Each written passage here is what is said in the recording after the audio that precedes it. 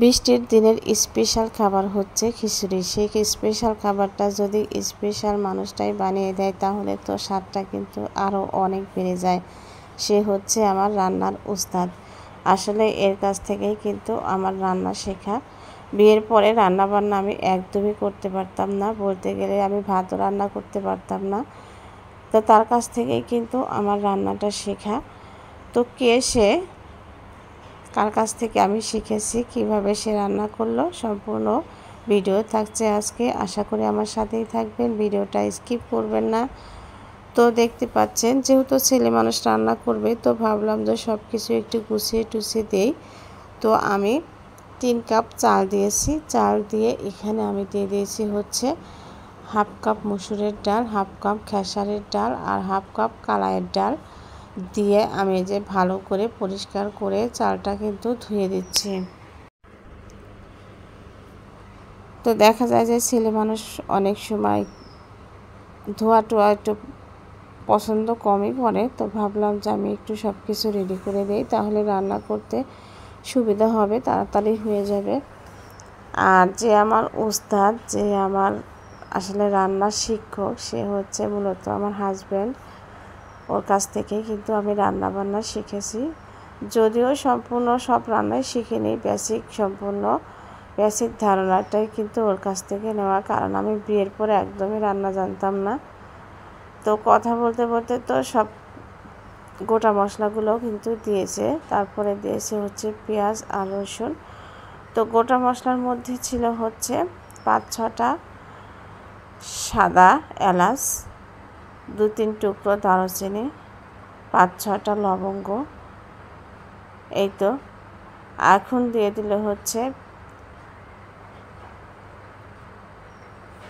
আদা বাটা 2 টেবিল চামচের মতো দিয়েছে।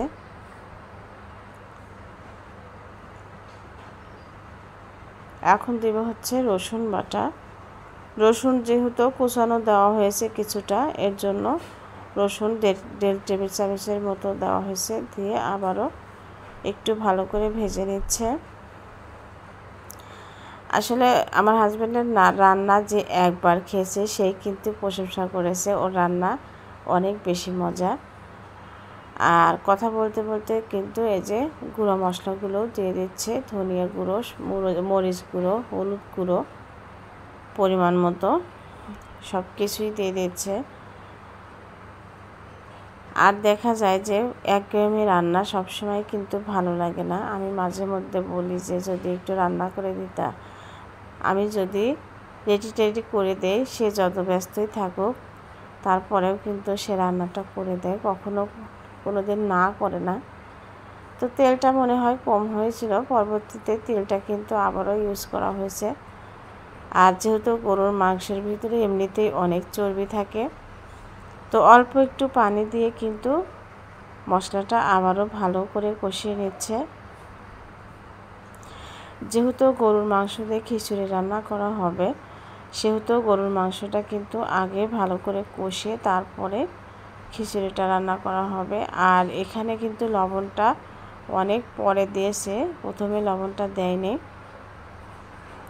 মানে একজনের রান্নার প্রসেস হচ্ছে এক এক রকম।